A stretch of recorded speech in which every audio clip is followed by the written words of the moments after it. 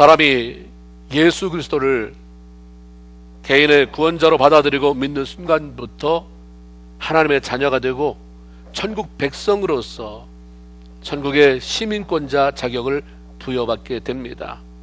한마디로 말씀드리면 죽으면 지옥이 아니라 영원한 하나님 나라 천국에 가서 살게 된다는 말씀이죠. 그러면 구원받은 이후에 이 땅에서 하나님의 백성으로 살아간다고 하는 것은 무슨 의미가 있는 것일까? 나를 위해 십자가에 돌아가신 예수 그리스도를 믿음으로 구원받는 사실이 단지 천국에 들어가는 티켓 하나 얻은 정도고, 그것 또한 죽을 때나 발휘되는 것이라면 이 땅에 사는 동안에 구원받은 성도로 도대체 무엇을 기대하며 살아갈 수 있는 것일까? 시편 16편 3절에 보면 땅에 있는 성도는 존귀한 자니 나의 모든 즐거움이 저에게 있도다 라는 하나님의 말씀이 있습니다. 하나님은 성도가 죽는 것을 소중히 여긴다고 말씀하셨어요. 아직 구원받은 성도가 천국에 들어오겠거니, 한 사람이 또 내 앞으로 오는구나, 내 백성이 다시 본향으로 돌아오는구나, 너무 소중한 거예요. 근데 죽는 것만 소중히 보는 게 아니라 땅에 있는 성도에 대한 하나님의 관심이 놀랍다고 하는 거죠. 하나님은 이 땅에 살아가고 있는 모든 성도들에게 관심이 많으신 분이시고, 아버지 하나님의 마음은 온통 자신의 백성된 성도들로 가득 차 있다고 하는 것입니다. 하나님은 자기 백성들과 더불어 친밀하게 교제 나누기를 원하고 사랑 나누고 그 백성과 더불어서 하나님께서 이루고자 하는 계획들을 성취해 나가기를 원하시는 분이십니다. 그러므로 우리가 이 땅에 사는 동안 해야 할 일은 하나님을 사랑하는 마음으로 채우는 것, 그 하나님과 동행하며 하나님이 기뻐하는 삶을 살아가는 것입니다. 하나님 앞에서의 마음 관리가 참 중요한 거죠. 마음에 뭘 채우고 살아가는가. 그런데 사람들은 로마서 1장 28절의 말씀처럼 그들 마음에 하나님 두기를 싫어하며,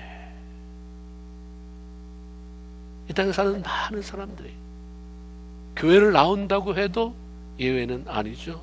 많은 사람이 자기 마음을 하나님으로 채우기보다 세상 욕심으로 하나님과 멀찍이 떨어져 살아가는 그런 모습을 보이고 있습니다. 하나님께서 노아 시대에 대홍수를 일으켜서 밤낮 40일을 비가 내리게 하셔서 이 땅을 심판하신 이유가 무엇이었을까? 창세기 6장 5절 6절에 하나님은 이렇게 말씀하세요. 여호와께서 사람의 죄악이 세상에 가득함과 그의 마음에 생각하는 모든 계획이 항상 악할 뿐임을 보시고, 그래서 땅에 사람 지으셨음을 한탄하사 마음에 근심하시고. 무슨 말씀입니까? 지금이나 그때나 똑같이 그들의 마음에 하나님 두기보다 자기를 두고 살았어요. 죄악을 채우고 살아갔기 때문에 하나님이 거하실 공간이 없었던 거죠. 그 이후에 하나님이 찾으시는 분이 누굽니까? 예수를 잘 믿는 사람, 그 마음에 하나님을 채우고 살아가는 사람을 찾으세요. 네 마음에 하나님 있냐? 그 말은 좋다. 그 말은 더 그렇게 하고 행동은 매일 그렇게 아주 모범적으로 하는데 네 마음에 나를 두고 사느냐? 그런 사람을 찾는 거예요. 그래서 하나님은 모세를 통해서 신명기 6장 5절에 보면 하나님을 섬기라고 할 때, 하나님을 사랑하라고 할 때 제대로 좀 섬겨봐라 이러지 않고 마음을 다 해서 좀 잘 섬겨봐라. 이게 억지로 쥐어짜듯이 하지 말고 네 마음에 내가 꽉 차 있는 게 네 입으로 좀 표현됐으면 좋겠고, 네 눈빛으로 좀 나타났으면 좋겠고, 네 손으로, 내 삶 전체로 그렇게 나타났으면 좋겠다. 마음을 다해서 날 좀 사랑해 줄 수 없겠느냐. 하나님은 우리가 뭘 했느냐 그렇게 중요시 여기지 않아요. 우리는 근데 너무 업적주의 세상에 살아서 업적에 따라서 성과금도 받고 업적에 따라서 진급도 되고 그러니까 하나님 앞에서 뭘 업적을 쌓으려고, 내가 교회에서 뭐 하는 동안에 뭘 했다, 내가 뭘 어떻게 했다, 중요한 것보다 너 어떤 마음으로 살았느냐, 너 어떤 마음으로 살아가고 있느냐, 너 어떤 마음으로 살아왔느냐. 하나님을 섬기는 사람들은 매일매일의 삶을 살아가면서 자신의 마음이 온통 하나님을 사랑하는 마음으로 채워졌는지를 점검하고 무슨 일을 할 때마다 이것이 하나님 앞에서 내 마음을 다 쏟은 것이냐 물어야 됩니다. 하나님은요, 하나님이 마음을 쏟아서 우리를 사랑했기 때문에 그런 사람을 찾으시고 그렇게 할 때 하나님의 마음이 녹아지는 거예요. 본문 창세기 22장에 보면 하나님이 아브라함을 시험하신 이야기가 나옵니다. 성경에는 그냥 시험이라는 단어로 번역된 것 속에 두 가지 서로 다른 의미를 포함하고 있는 게 있습니다. 하나는 유혹이에요. 영어로는 temptation이라고 되어 있는데 우리말에는 시험이라고 되어 있습니다. 사탄이 우리를 망하게 하려고 잘못길로 이끌어서 결국 큰 웅덩이에 빠지게 만들고 박장대소 하는 것, 그게 유혹이에요. 유혹의 목적은 사탄이 우리를 망하게 하려고 하는 거죠. 다른 하나는 테스트로서의 시험인데 이것은 내 수준이 얼마나 되는지 알아봐야 되겠다 하는 목적으로 하나님이 허락하시는 것입니다. 잠언 17장 3절 도가니는 은을 풀무는 금을 연단하거니와 여호와는 마음을 연단하시느니라. 이 연단이 테스트로 되어 있어요. 하나님은 우리를 유혹하는 분이 아니라 단지 우리의 마음을 테스트하시는 분입니다. 마냥 내버려 두지 않고 학생들도 매일 시험 보는 것보다는 뭐 중간고사가 있고 학기말고사가 있고 이게 잘 통과하면 다음 단계로 올리는 것처럼 하나님이 어느 수준이 되면 우리를 달아보시기도 해요. 그래, 네가 영적인 무게가 얼마나 나가나 한번 좀 달아보자. 너를 레벨이 얼마큼 되는지 한번 측정해보자. 테스트해보자. 하나님이 왜 아브라함을 시험하셨을까? 아브라함의 마음을 알고 싶은 거예요. 요한계시록 2장 23절에 보면 모든 교회가 나는 사람의 뜻과 마음을 살피는 자인 줄을 알아라 라고 하는 말씀처럼 테스트를 통해서 아브라함의 그 깊은 곳에 본연의 마음속에 본심에 무엇을 품고 살까? 하나님의 그것을 보기를 원하신 거죠. 또 하나 다른 목적은 아브라함을 더 높이시고 그가 더 큰 복을 누릴 수 있는 기회를 주시고 싶으셨기 때문입니다. 하나님은 준비되지 않는 사람을 사용하지 않아요. 하나님은 준비되지 않은 그릇에 무엇을 담아주지 않습니다. 각 대학이 요구하는 자격을 갖춰야 그 학교에 입학해서 학교가 제공해주는 혜택을 누릴 수 있는 것처럼 하나님께서 치르시는 테스트를 통과해야 하나님의 베푸시는 그 특별한 은혜를 누릴 수가 있게 되는 것입니다. 하나님은 사랑의 하나님이에요. 반드시 동전의 양면처럼 나오는 게 뭐냐면 공의의 하나님이십니다. 그렇기 때문에 누군가를 축복하실 때 내 마음이야. 우리는 그렇게 하는 것 같잖아요. 하나님은 엿장수 마음이야. 자기가 하시고 싶은 사람 하고 싶은 대로 누구한테는 축복하고 누구한테는 이렇게 부르짖어도 안 주시고 그런 분이 아니에요. 하나님은 굉장히 공의로우신 분. 그래서 누군가를 프로모션할 때, 높일 때 하나님의 인정만이 아니라 그가 복을 받아 마땅하다는 객관적인 정당성을 인정받게 하세요. 그래서 테스트가 필요한 것이고 하나님의 인정을 받고 복을 누리며 살아갔던 사람은 비록 여러 번 그 테스트에서 실패하고 넘어지고 또 못 통과했지만 마침내 하나님께서 허락하신 테스트를 통과한 사람입니다. 하나님의 욥을 축복하실 때에도 사탄이 얼마나 많이 참수했습니까? 하나님이 지켜줘서 그렇지, 돈 줘서 그렇지, 자식들 잘 되게 해줘서 그렇지. 아니 돈 있고 자식 잘 되고 하늘일마다 다 소출 충만 풍성한데 하나님 안 섬길 사람이 어디 있습니까? 그래? 그럼 해봐라. 하나님 내주시잖아요. 생명은 건드리지 말아라. 그 인정받게 해요. 하나님만이 아니라 받지. 그래서 내가 얘 사랑하는 거야. 그래서 내가 얘 이렇게 올리는 거야. 하나님이 테스트할 때는 제가 생각할 때 천사들도 다 보고 있을 것 같아요. 아, 저 통과해야 될 텐데 통과해 줘야 우리 하나님이 참 기쁠 텐데 사탄은 넘어져라. 거기서 발목 떡 부러져가지고 거기서 뒤로 자빠져라. 그게 통과되면 얼마나 많은 그런 주변 사람들도 기뻐하고 뭐 천국에서도 기뻐하고. 맞지? 이유 없지? 내가 저를 축복하는 일에 이유 없지? 하나님은 낙하산 태워서 뭘 이렇게 주먹구구식으로 하는 분이 아니라고 하는 것입니다. 본문의 1절에 보면 그 후에 하나님이 아브라함을 시험하시려고 그를 부르시되라고 하는 말씀으로 시작이 됩니다. 그 일 이후라고 하는 것은 그동안 아브라함의 삶 속에 찾아왔던 갈등 많잖아요. 처척 간의 갈등, 번처에서 난 자식과 처불통에서 난 자식과의 그 갈등, 주변에 있는 강대한 세력들이 자꾸 시기 질투해서 아브라함을 괴롭히게 하는 것들, 이렇게 다 해결이 됐어요. 근심거리 하나도 없습니다. 그리고 무엇보다도 100세 얻은 이삭이 잘 자라가고 있어요. 더 이상 바랄 것도 없어요. 나이가 지금 한 100세가 넘었잖아요. 하나님이 시험했을 때 이삭이 아버지 따라서 3일길을 행하고 뭐 뒤에다가 나무 쪼갠 것도 가지고 가고 할 정도니까 한 15세 넘었다고 쳐도, 그래서 15세에서 20세만 됐다고 쳐도 아브라함이 120세예요. 내가 삶을 얼마나 더 사냐, 바랄 것 없다, 아무 탈 없이 아주 요대로만 이런 생각을 가지고 살았을 때 하나님이 갑자기 아브라함을 테스트할 의도를 가지고 부르신다. 테스트는 하나님이 나이가 먹어도 오는구나. 아브라함에게 있었던 테스트가, 그럼 그가 테스트가 통과했더니 밥상이 금싸라기로 됐습니까? 다 후손에 대한 축복이었어요. 그 당시에 있었던 것은. 하나님께서 아브라함에게 내린 명령은 이삭을 번제로 드려라. 2절에 내 아들 내 사랑하는 독자 이삭을 데리고 모리아 땅으로 가서 내가 네게 일러준 한 산 거기서 그를 번제로 드려라. 아들, 아브라함에게는 그냥 아들 이 소리만 들려도 막 온몸이 전율이 흐르는 거죠. 그 아들은 나에게 하나밖에 없는 사랑하는 독자, 그가 누구냐? 하나님이 불가능한 가운데서 있게 한 이삭.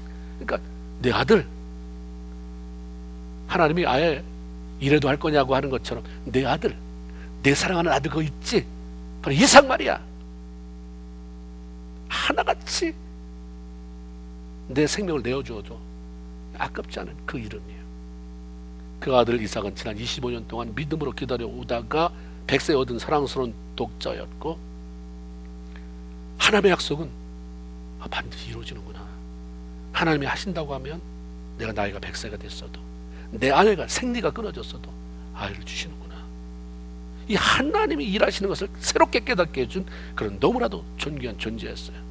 근데 그 아들 번제로 드리라고 하는 것은 아브라함이 가지고 있던 모든 희망을 가져가시겠다고 하는 것이나 마찬가지죠. 정말 순종하기 힘든 거예요. 내가 하나님 앞에 드릴 게 수도 없이 많은데 왜 하필이면 고르고 골라서 그거냐? 번제라고 말씀하잖아요. 번제란 짐승을 죽여서 각을 뜨는 것입니다. 배를 갈라서 그 내장 다 끄집어내고 그걸 태워서 연기로 하나님 앞에 제사 드리는 것을 의미합니다. 이삭을 그렇게 바치라는 거예요. 주실 때는 언제고, 아이가 낳아서 이제 건강하게 잘 자라가고 있는데 하필이면 왜 이 아들을 번제로 달라고 하실까?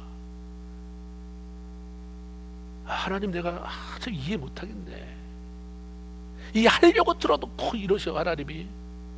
이러면서 얼마나 갈등이 심했겠어요. 우리가 구태여 신경 쓰지 않아도 술술 풀리는 것은 그 테스트가 되지 않아요. 항상 테스트는 골치 아파요. 갈등해야 되고 괴로워야 되고, 내가 정말 제대로 들은 건가? 내가 할 수 있는 건가? 왜 하나님이 구태여 이렇게까지 하셔야 했을까?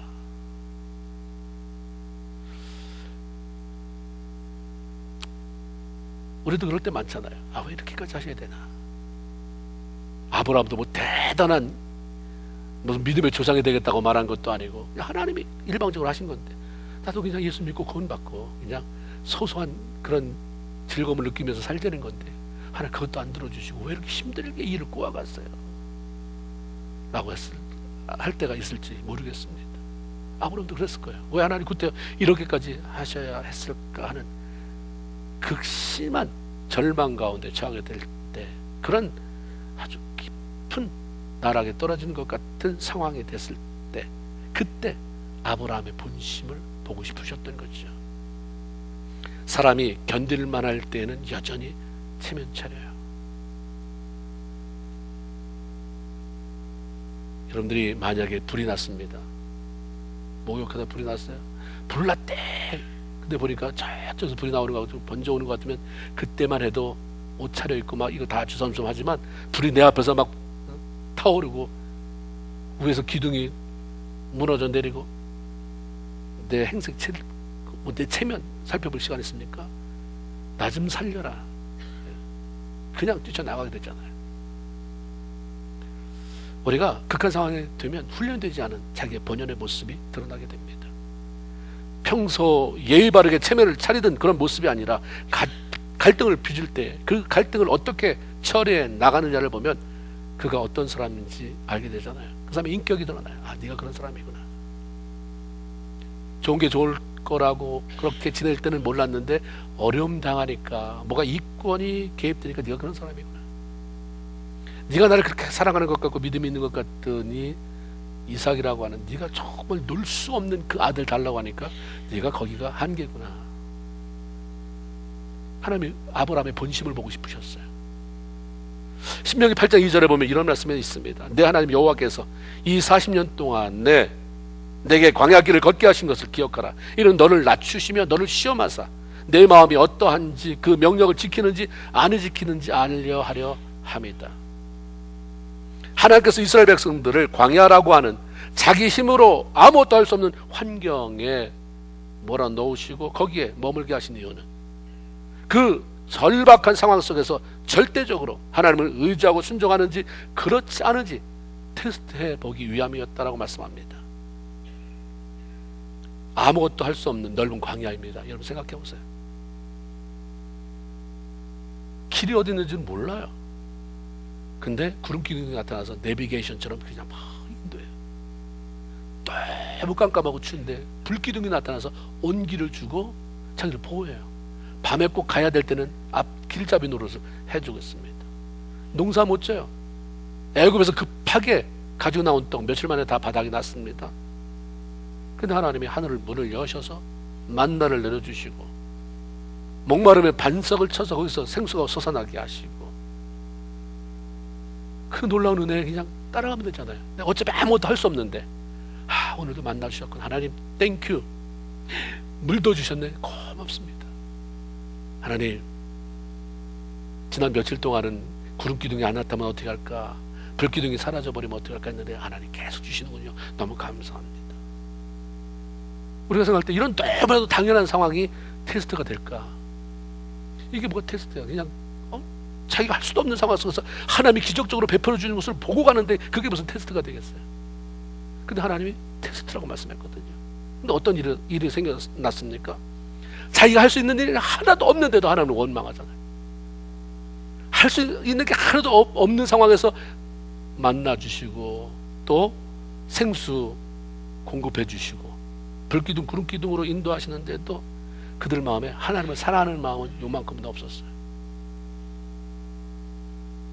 그저 자존심 내세우면서 왜 모세만 리더십까지 해야 되는지, 나는 이런 사람이 없는가 하면, 왜 맨날 만나만 주느냐 하는 사람이 없는가 하면, 왜 맨날 이런 것만 주냐, 왜 오일은 안 주냐, 왜 수박은 안 주냐, 왜 마늘, 부추 이런 거는 없느냐. 원망, 불평, 자기 악함을 드러냅니다. 이럴 수가 있는 거구나. 나는 어떤가? 나는 이 땅은 어떤가? 이 땅은 광야 아닌가? 우리가 무슨 대단한 노력을 해서 우리가 그렇게 뭘 가지고 있겠습니까? 아무것도 못하게 하면 아무것도 못하는 거예요. 하나님이 일할 수 있게 힘주시고 호흡할 수 있게 하셔서 하는데, 내가 할 수 있는 아무것도 없는데 하나님이 일 주셨구나, 건강 주셨구나. 그럼 감사만 있어야 되는데, 그런 감사의 조건을 허락하신 하나님이 내 마음에 꽉 차 있어야 되는데 메말르는 거예요. 그게 없어요. 맨날 뭐가 이렇게 화가 나 있어, 뭐가 심술이 나 있어, 뭐가 원망 불평이에요. 대상을 못 만나서 지금 만나기만 하면 그냥 다 쏟아부을 만한 그런 마음을 가지고 살아가요. 결국 어떻습니까? 시험 통과 못했어요. 약속의 땅을 밟아보기 위한 테스트였는데 결국 광야에서 소망 없이 다 죽어갔습니다. 우리 삶의 자리가 내가 원하는 평온하고 안전한 자리가 아니라 힘들고 어려운 자리로 이끌려감을 느낄 때 하나님께서 내 마음을 확인하고 싶어서 이런 일을 허락한 게 아닌가 한번 생각해 봐야 돼요. 왜가 아니라 하나님 이런 어려움이 있어도 내가 하나님 사랑하는지 알고 싶다고요? 성경이 이렇게 있으니까 이미 그러니까 내가 먼저 물어보는 거죠. 내 마음 그렇게 알고 싶으세요? 나 하나님이 최고예요. 이 말 한번 듣고 싶은데 하십니까? 여전히 체면이 남아있어요. 우리는 자존심만 남아있어요. 원망 불평 남아있어요. 하나님 내 마음을 보고 싶어서 그런 게 아닌가. 나를 존귀한 자리 아름다운 것으로 이끌어 주시기 위해서 테스트하는 것은 아닌가. 그래서 문제 출제자인 하나님 앞에 하나님 가르쳐 주신 대로 했더니 이렇게 됐습니다. 하나님 이걸 좀 보여드려야 되는 것 아닙니까? 아브라함을 테스트하기 위한 하나님의 명령이 주어졌을 때에 아브라함이 하나님께 보인 반응이 뭡니까? 놀랍게도 그냥 즉각적인 순종이에요. 3절에 보니까 아브라함이 아침에 일찍 일어나 나귀에게 안장을 씌우고 두 종과 그의 아들 이삭을 데리고 번제로 쓸 나무를 쪼개가지고 떠나 하나님이 자기에게 일러준 곳으로 가더니. 여러분이 여행을 간다고 한다면 가면서 차 안에서 뭘 먹을까? 휴게실을 만나면 거기 쉬는 데서 뭘 먹을까? 고기를 삶아 먹고 구워 먹을까? 라면을 끓여 먹을까? 바리바리 싸갈 수 있다고 치지만 누가 형제 중에 좋지 않은 일이 있다, 가족 중에 좋지 않은 일이 어려움이 있다, 급한 상황이다 했을 때는 그래도 우리가 가면서 뭘 먹어야 된다 하면서 바리바리 냉장고 주워서 싸가겠어요? 급하게 뛰어나가잖아요. 아들 달래잖아요. 아들 죽여서 바치려 했는데 아브라함이 아주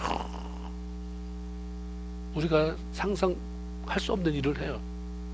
좋은 일도 아니잖아요. 아들 죽여 바치라는 명령에 머뭇머뭇거리고 조금이라도 시간을 지연하고 싶을 텐데 일찍 일어나요. 그 나귀의 안장 다 해서 여행 가는데 이상이 없는지 하나님 번제로 드리라고 했으니까 번제물을 태워야 될 나무가 있어야 될 거 아니에요. 거기가 나무가 있을지 없을지도 모르니까 탁 쪼개, 또 그걸 아침에 일찍 쪼개서 탁 묶어서 이렇게 가져가는 세심한 준비. 그리고 떠나잖아요. 조그만 어려움이 있으면 주변에 말도 못 붙이게 만들고 막 불안하게 만들고 그런 나와 이렇게 아들을 죽이려고 하는 안 죽이면 안 될 것 같은 상황이 벌어졌는데도 불구하고 하나님을 바라보면서 평온하게 이 아브라함이 사라를 들볶기를 했어요. 그 화를 이삭에게 쏟아붓기로 했어요. 종들한테 신경질을 내기로 했어요. 제가 다 그 준비하고 가잖아요. 이게 믿음이에요. 이게 하나님을 바라보는 사람의 모습이고 하나님을 마음에 채우고 살아가는 사람들의 모습입니다. 하나님의 명령은 마음으로 받아 발로 손으로 순종하는 거예요. 마음에만 머물게 하다가 시들게 하는 사람이 너무 많아요. 마음에 계속 받아 하나님께 명령하셨어. 근데 마음에만 계속 하지 어느 날 없어져 버려요. 그거는 아브라함도 똑같죠. 하나님 나에게 주신 거 그거 내 마음에서 그냥 내가 시들어서 썩혀 버릴까봐 급하게 서두르잖아요. 게으름 피지 않아요. 조금만 있다가 내일로 이러잖아요. 새벽같이 일어나서요. 뭘 준다는 것도 아니에요. 너 여기 올라오면 내가 기가 막히고 숨겨놨다.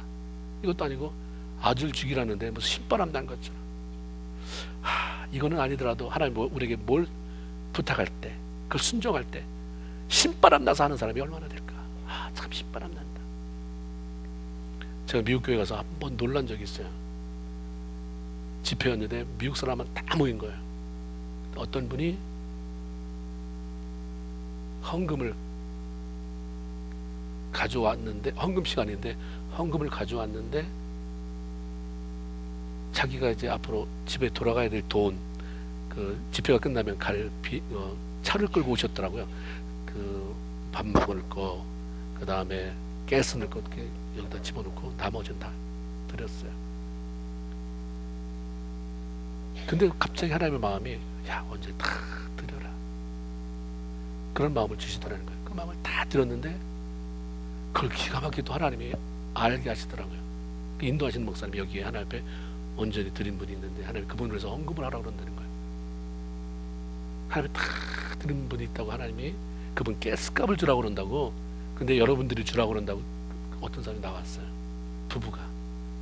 사람들이 막 그렇게 일하시는 하나님이 너무 소중한 거예요. 헌금을 하는데 이렇게 본당에 있고 2층에 라비가 있던 이렇게 발코니 같은 게 있어요. 헌금을 하는데 헌금 바구니가 미처 못 오니까 헌금 부에서 뿌려지더라고요. 뿌려져.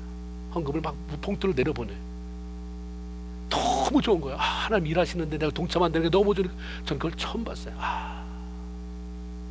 미국 사람이 뭐 헌금에 인색하다고 아니고 야 이렇게 하는 사람도 있구나. 하나님 일하시는 걸 자기가 지금 본 거야. 그러니까 너무 기쁜 거야. 그 봉투 안에 무슨 뭐 100불, 1000불, 10,000불 들었겠어요? 1불, 2불 들었더라도 다 이걸 그냥 거기서 떨어뜨리더라고. 그냥 팔랑팔랑 들었는데 내가 이게 지금 꿈을 꾸고 있는 건가? 내가 지금 뭘 보고 있는 건가? 헌금도 저렇게 기쁘게 해야 되는구나.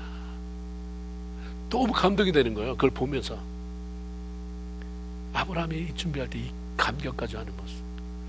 우리가 신앙생활 하면서 수도 없이 많이 신앙생활 해오고 뭘 했지만 모두 해보고 했지만 얼마나 기쁨을 해봤는가.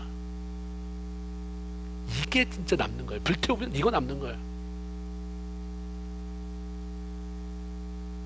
아들을 번제로 드리라는 명령에 그렇게 즉각적으로 순종할 수 있었던 이유가 뭔가? 그것은 아브라함에게는 하나님을 신뢰하는 믿음이 있었기 때문입니다. 창세기 15장 6절에 아브라함이 여호와를 믿으니 여호와께서 그를 의로 여기시고, 히브리서 11장 8절에 믿음으로 아브라함은 부르심을 받았을 때 순종하여 장래 유업으로 받을 땅에 나아갈새 갈 바를 알지 못했지만 나갔다. 이런 믿음을 가지고 있던 아브라함은 절대로 내 아들 이삭, 하나님이 주신 그 아들을 죽지 않는다 확신이 있었습니다. 자기 아들을 번제물로 드리고 싶지 않은 아버지의 허황된 바람이 아니라 하나님의 말씀에 대한 신뢰로부터 나온 확신이었어요. 창세기 17장에 보면, 지금 오늘 22장을 보고 있잖아요. 창세기 17장에 보면 하나님께서 아직 아이가 없어서 여러 가지로 생각이 많은 아브라함을 찾아오셔서 너 아들 준다. 그를 통해 후손이 심히 번성하게 될 거라고 하는 약속의 말씀 들려주셨어요.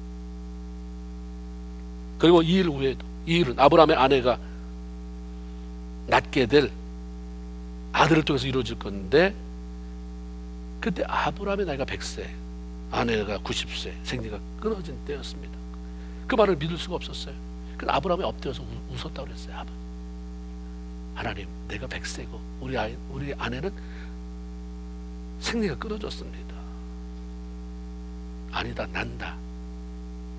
이름 내가 져줄게. 이삭이라고 해라. 이삭. 하나님 나를 웃게 만드시. 하나님 이런 분이구나. 이삭이라고. 그렇게 말씀 들려주셨는데 정말 하나님이 약속하신 대로 아들을 낳았어요. 그런 이 아들이 번제물이 되어버린다면, 죽는다고 한다면 이삭을 통해서 하나님이 아브라함의 후손, 내 후손이 번성하게 될 것이라고 약속하셨는데 그 말이 거짓말이 돼야 되는 것 아닌가. 하나님이 거짓말 하실 수 없는 분인데, 그렇다고 한다면 이삭을 통해서 후손이 번성하려면 안 죽어야 되는 거다. 안 죽으려면 뭔가 하나님이 하실 일이 있겠지. 여기까지 생각이 미치면 그냥 가는 거예요. 확신을 가지고 앞으로 나가는 거지. 하나님이 거짓말쟁이가 될 수 없잖아요. 하나님은 자신이 하신 말씀을 지키기 위해서라도 이삭을 죽일 수가 없다라고 하는 믿음이 아브라함에게 있었어요. 그래서 로마서 10장 17절에 보면 믿음은 들음에서 나며, 들음은 그리스도의 말씀으로. 예수를 그렇게 믿는데도, 교회를 그렇게 다니는데도 믿음이 안 자라면 말씀을 안 듣거나, 교회 와서 맨날 듣는 게 다른 사람 소문만 듣고, 예배 시간은 졸다가 교제할 때는 다른 사람이 누가 이랬대 한 주간에 있었던 그런 정보만 다 듣고 간다면 믿음이 절대로 안 자랍니다.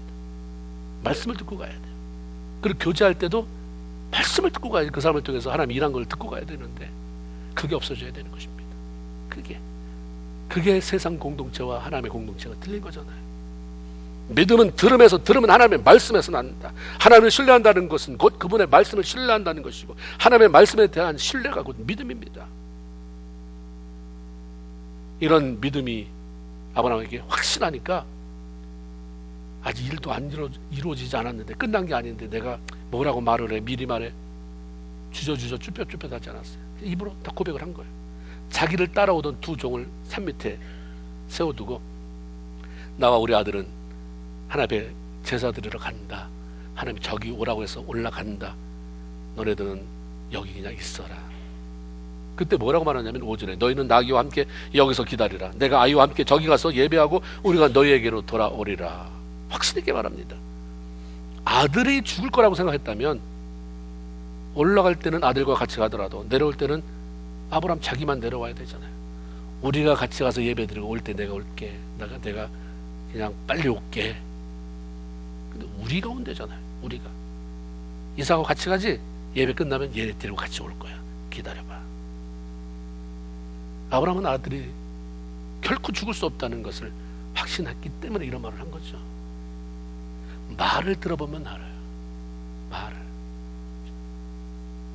또한 제물을 태울 나무를 등에 지고 가던 아들 이삭이 아버지 아브라함에게 물어보잖아요. 아버지, 이거는 제물 태울 나무라면서요. 그럼 이 나무 태울 불도 여기 있고 나무도 있는데 제물은 어디 있습니까? 라고 물어봤을 때에 아브라함의 대답이, 아들아, 걱정하지 말아라. 번제로 쓸 어린 양은 하나님의 자기를 위해서 친히 뭐 하신다? 준비하실 것이다. 성도는 보이는 것이 없고 들리는 것이 없는 불확실한 그러한 상황에서도 하나님의 말씀을 잡고 믿음으로 행동하며 살아가는 사람들인 것입니다. 믿음으로 산에 올라가 제단 가까이 나갔지만 이삭을 바치지 않아도 될 만한 어떤 일이 벌어지지 않았어요. 이때 만일 아브라함에게 분명히 이 정도의 믿음을 보이면 뭔가, 그럼 그렇지, 하나님이 이렇게 하실 줄 알았어 라고 하는 자기 나름대로 만들어 놓은 각본이 있었다면 더 이상 앞으로 나가지 못했을 것입니다. 이게 끝이 뭐야? 하나님이 그렇게 할 줄 알았는데. 우리가 실패하는 게 뭐냐면 끝까지 믿음으로 못 나가보기 때문에 그래요. 여기까지 오면 하나님 이렇게 하실 줄 알았는데 거기서 자기가 너무 실망하는 거예요. 거기까지 내가 만들어 놓은 각본 끄트머리까지 내가 갈 수 있어요. 왜? 내가 만들어 놓은 거니까. 내가 이만큼 정성 쏟고 내가 이만큼 헌신하면, 이만큼 하면 하나님이 했는데 왜 여기까지 왔는데도 하나님, 이게 뭡니까? 기어코 내가 아들 이삭을 묶는 꼴을 보셔야 되겠습니까? 내가 칼을 빼서 그를 잡는 모습 보아야 되겠습니까? 이랬다고 한다면 그게 끝이에요. 많은 경우 우리가 거기서 실패하는 거예요. 그냥 나가. 그냥 끝까지 나와. 너 믿음으로 시작했잖아. 위험해 보이지, 위태해 보이지, 다 망친 것 같지? 내가 한다니까. 아브라함은 자기 생각 다 내려놨어요. 하나님이 하시는 대로 끝까지 보겠다고 하는 믿음을 보이며 순종하기로 결단했을 때 이삭을 묶을 수 있었어요. 끝까지 가야 되니까 묶었어요. 아버지도 대단하고, 아버지가 대단하니까 아들도 대단하잖아요. 여러분 생각해 보세요. 아브라함이 120세, 이삭이 20세, 누가 이기겠어요? 나이로 누릅니까? 아버지 힘 못 써요. 이삭이 맘만 보고, 아버지 이게 뭐 하는 짓이에요? 미쳤어요 아버지? 방금 올라오면서 이 너희네 미쳤나 봐. 떠밀고 막 도망가서 가는 거예요. 가봐. 하나님을 신뢰하는 것보다 가까운 아버지에 대한 신뢰가 있었기 때문에 그래요. 우리 아버지는 틀림없다. 우리 아버지 믿음으로 사는데 실패한 적 없다. 가만히 있어. 그냥 묶여서 거기까지 올라가잖아요. 우리가 성경 읽으면 창세기부터 읽잖아요. 수도 없이 대했던 본문입니다. 여러분, 여러분의 자녀들에게 어떤 엄마고 어떤 아버지입니까?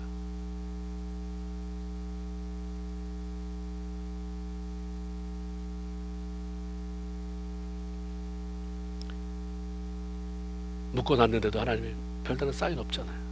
결국 죽여야 되잖아요. 칼을 뺐습니다. 마음속에 얼마나 많은 게 왔다 갔겠어요. 믿음이 좋다고 해서 바보 되는 거 아니에요. 해가지고 뭐 하나님 아시겠지, 무슨 이거 아니에요. 만감이 교차하지만 하나님을 잡는 거죠. 갈등이 교차하지만 하나님 잡는 거죠. 그렇죠? 잡아야 되나 보다. 칼을 쳐들었어요. 그러면서도 하나님은 죽이지 않는다. 만일 여기서 죽는다 해도 하나님은 살려내신다. 이게 아브라함의 믿음이에요. 이게 아브라함으로 하여금 끝까지 순종하게 만들었잖아요. 하나님의 말씀에 순종해서 남을 돕기 위해 자기의 지갑에 들어있는 1불짜리 몇 개 꺼내는 것도 얼마나 힘들어요. 그 1불짜리 몇 개 꺼내는 것도 믿음. 근데 사랑하는 아들을, 하나님이 말씀하셔서 아들을 죽이기 위해서 믿음을 발휘한다는 일이 그렇게 쉽겠습니까? 그러니까 쉬운 일은 아니에요. 그러나 아브라함이 이 세상에서 자신이 가장 소중하게 여기는 이삭보다 더 귀하게 여기고 사랑하는 대상이 하나님, 당신 한 분이라고 하는 자신의 마음을 보여드리기 위해서 믿음으로 칼을 잡았을 때, 그때 하늘로부터 음성이 들려온 거예요. 아브라함아, 그 아이에게 내 손을 대지 말아라. 그에게 아무 짓도 하지 말아라. 너 아브라함이 내 아들, 내 독자까지도 아끼지 않았은 즉 이제서야 내가 나를 경외하는 줄 알았다라고 말씀합니다. 믿음으로 순종하니까 하나님이 급해지셨어요. 맨날 우리가 급해가지고 하나님 언제 해주실 거예요? 언제 해주실 거예요? 막 이렇게 타고 치면서 그러다가 제풀에 넘어가는 자가 아니라, 내가 보니까 너 이 정도면 세상 사람 다 뒤로 넘어갔을 텐데 너 뭐 이렇게 태어나냐? 네가 뭘 믿고 그러느냐? 우리 하나님이 다급하게 만드는 사람 몰라요. 하나님, 나는 어느 순간 예수를 만난 이후에 내 것도 하나도 없고 내 삶의 모든 것이 주님께 있다고 생각하기 때문에 내 자녀도, 내 기업도, 내 건강도 하나님, 내 모든 것도 하나님 앞에 있으니까 하나님 알아서 하세요. 하나님이 급해지시는 거죠. 우리가 너무 조급해하면 결과는 응답이 아니라 원망으로 다가와요. 원망. 이것도 안 해주시고 저것도 안 해주시고. 아브라함이 자신의 목숨보다 더 소중하게 여기고 아끼는 아들 이삭까지도 하나님의 말씀에 순종하기 위해 믿음으로 내려놓았을 때에 비로소 하나님이 내가 나를 경외하는 줄 이제 알았다. 경외는 하나님을 보이지 않지만 보이는 것처럼 섬기는 것, 두려움으로 섬기는 게 경외 아닙니까? 멋지게 시험을 통과했습니다. 하나님 두 가지를 허락하셨어요. 아들 이삭 대신 번제로 드릴 수 있는 제물을 예비해 주신 것입니다. 한 수양이 숯불에 걸려서 달아나지 못하고 있는 것을 보고 그걸 잡아서 이삭 대신에 하나님 앞에 번제로 드리게 하셨습니다. 그리고 이렇게 자기에게 필요한 것을 미리 준비하시고 계신 하나님을 찬양하면서 여호와 이래다. 하나님은 참 기가 막힌 타이밍으로 준비하시는 분이시다. 이런 고백을 하지 않습니까? 아브라함은 믿음으로 살아가기만 하면 하나님께서 나를 위해서 준비해 놓으신 모든 것을 내가 누릴 수 있게 되는 거구나. 이 진리를 아주 확실하게 배웠어요. 걱정하지 않아도 필요한 모든 것을 준비해 놓으시는, 그리고 정확한 때에 공급해 주시는 하나님의 계시니 더 이상 염려할 게 없잖아요. 그가 175세에 죽었어요. 175세 생을 마감할 때까지 온전히 하나님 앞에 자기의 삶을 맡기고 하나님과 동행하면서 하나님이 주시는 평안한 가운데 살다가 이 땅에 삶을 종지부 찍었습니다. 뭔지는 정확히 모르지만 하나님은 오늘, 그리고 아직 경험해보지 못한 내일 나의 삶에 필요한 것들을 아시고 준비하시고 채워주시는 분이다 라는 확신이 있다고 한다면 오늘을 너무 그렇게 웃음기 잃어버린 얼굴로 살아가지 않게 될 것 같습니다. 뭐가 돼야 웃을 수 있다고 한다면, 그거 돼서 웃으려고 하는데 또 다른 것이 생기면 우리는 이 땅에 기쁨으로 살아야 될 사명이 있는 사람인데, 웃으며 살아야 될 사람들인데 한번 웃어보지 못하고 기뻐하지 못하고 생을 마칠 수도 있는 것입니다. 하나님은 저와 여러분 하나님의 자녀들을 위해서 모든 것들을 예배해 주고 계신 분입니다. 내가 하는 말이 아니라 성경이 그렇게 말씀하시니까 우리는 아멘하고 붙잡는 거죠. 붙잡고 요청하는 거. 하나님, 여호와 이래, 여호와 이래. 하나님 어떤 것입니까? 또 하나는 하나님의 축복의 맹세를 들을 수가 있는 것이었죠. 16절, 17절, 18절을 보면 내가 나를 가르쳐 맹세하노니, 맹세는 조건이 달린 게 아니야. 물론 앞으로 아브라함이 그렇게 살지 않겠지만 네가 어떤 짓을 해도 조건 달지 않고 난 무조건 너 축복한다. 이게 맹세예요. 언약은 조건이 달렸잖아. 네가 이렇게 하면 난 이렇게 하겠다는데 맹세는 너와 상관없이 내가 이건 반드시 지키겠다. 얼마나 아브라함이 한 일이 마음에 들고 얼마나 그것 때문에 하나님이 기뻤든지 그냥 맹세, 모든 축복을 내가 네게 이같이 해서 내 아들 내 독자도 아끼지 않았은즉 내가 네게 큰 복을 주고 내 씨가 크게 번성해서 하늘의 별과 같고 바닷가의 모래와 같게 하리니 내 씨가 그 대적의 성문을 차지하리라. 또 내 씨로 말미암아 천하 만민이 복을 받으리니 이는 내가 나의 말을 준행하였습니다. 하나님을 바라보고 믿음으로 살아가는 사람들에게 주어지는 특권입니다. 우리 뭐라고 사람들이 말합니까? 교인이라고 말하기도 하고 성도라고 말하기도 하고 신자라고 말하기도 하잖아요. 옛날에는 신자라고 말하지. 믿는 자, 믿음이 있는 자. 교인이 아니에요. 신자, 믿음이 있는 자. 믿음이 있는 자. 하나님 우리가 믿음이 있는가를 확증하라고 말씀하잖아요. 히브리서 10장 38절 오직 나의 의는 믿음으로 말미암아 살리라. 또한 뒤로 물러서면 내 마음이 저를 기뻐하지 아니하리라 라고 하는 말씀을 들려주셨습니다. 우리가 하나님을 섬기고 이 다음에 천국에 들어가게 될 터인데 이 땅에 사는 동안 믿음으로 하나님과 동행하며 우리 마음에 큰 그런 기쁨을 가지고 하나님의 영광 돌리며 또 많은 사람을 살려내는 그런 삶을 살아가는 저와 여러분 다 되기를 주님의 이름으로 축원을 드립니다. 아멘. 기도합시다.